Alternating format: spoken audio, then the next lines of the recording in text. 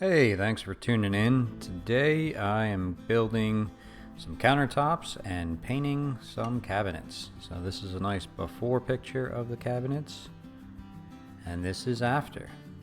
So this project was pretty straightforward, only took a couple of weeks, and didn't really cost that much.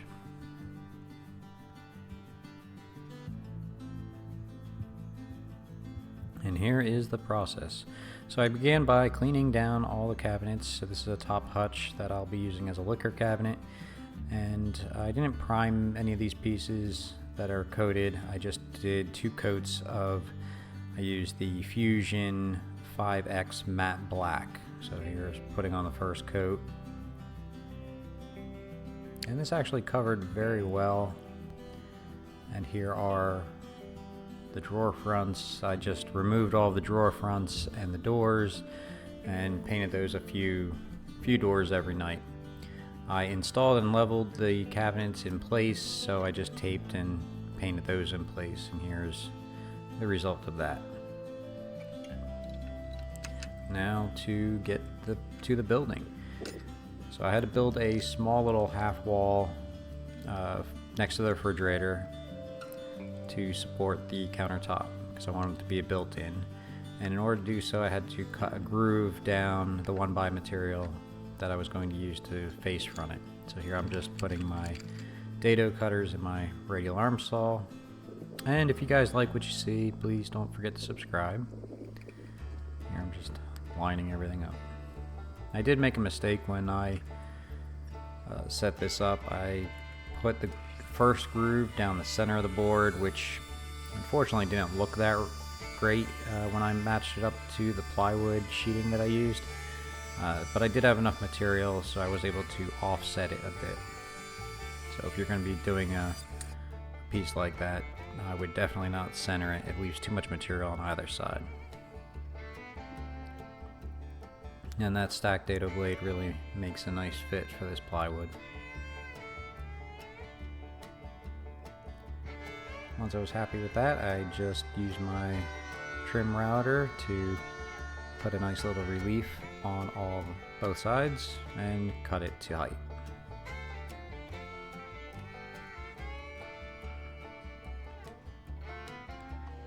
I love using this radial arm saw. I actually use it more than I use a table saw right now.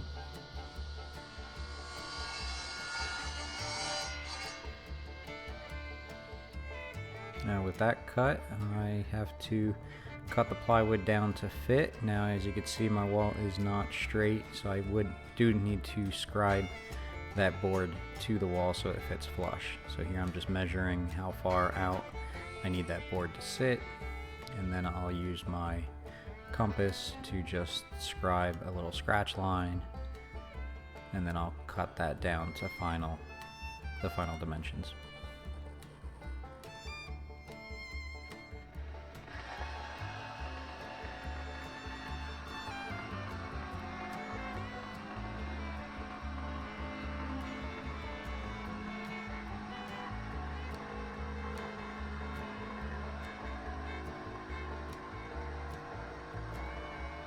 These Craftsman 20-volt tools I've started to add to my collection. I love these tools because I don't need to set up my air compressor for the nail guns or anything like that. So I just put a little bit of Type Bond 3 and a few brads to secure it. I'll let that set up and dry, and after that I put 2 coats of primer and then 2 coats of the Max 5 matte black. And I really wish I would have found this handle. It made the spray painting a lot easier. Now it's time to get to the countertops. So I purchased 3 12-foot 2x10s. Now here I'm just cutting them down to a manageable size. I will, after the glue up, I will cut them down to the actual size.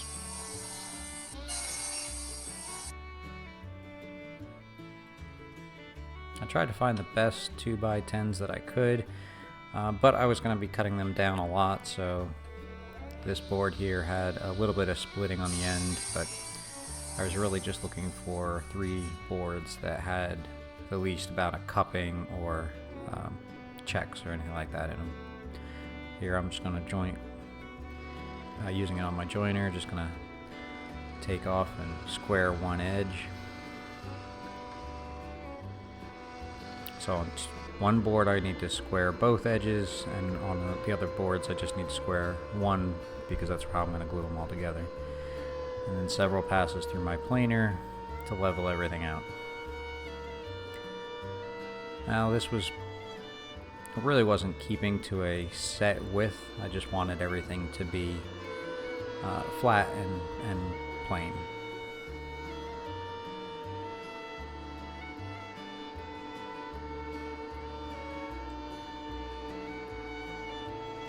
And this is just yellow pine, so it does have a bit of a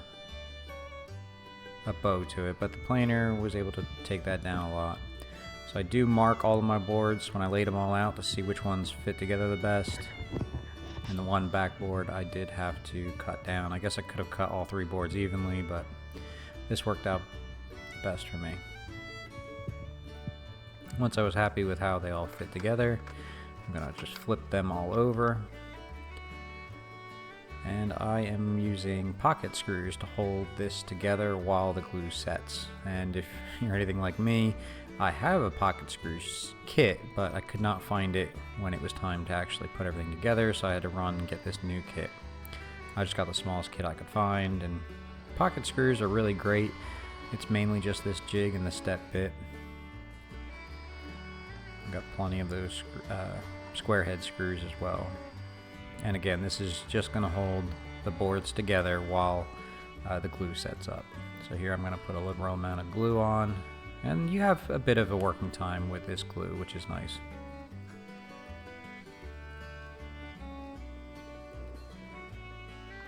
Now you don't have too much time, so I made sure I had all my clamps and everything already to the side and ready. And I'm going to use 3 clamps to clamp this up. And you want to alternate what side you have those clamps on, because if you clamp all from the same side, it will start to cup the boards. So here, and you don't want to over tighten the clamps either.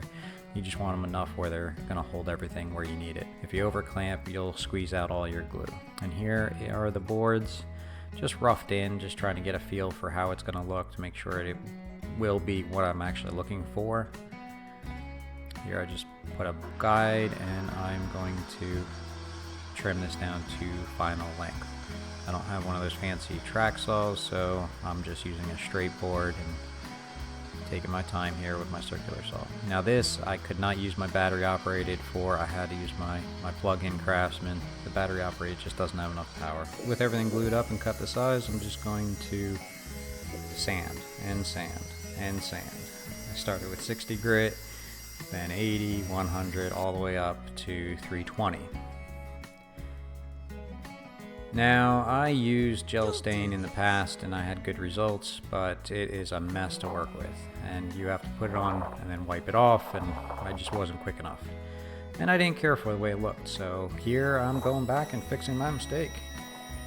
After I sand it down quite a bit, I'm going to use some standard traditional stain. Went with a special walnut, which I thought was going to get me a darker color than it actually did.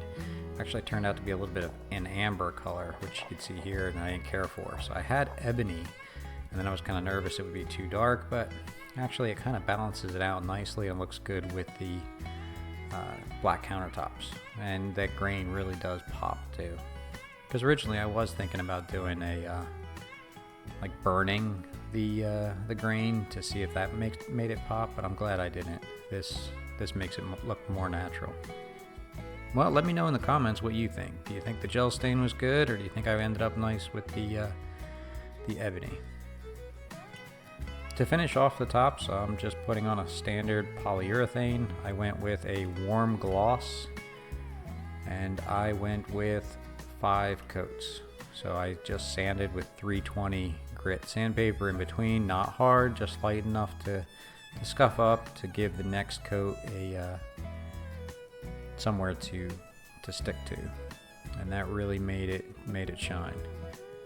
Once I could start seeing the reflection of those outlets, I knew I was done. And then I just attached everything from underneath with standard screws. And that's it. That's the project.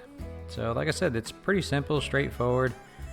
If you don't have a joiner, you can just use your table saw and get a hand plane and get those corners to match up. But I hope you like the video. I'll have more woodworking videos in the future, so please subscribe, and thanks for watching.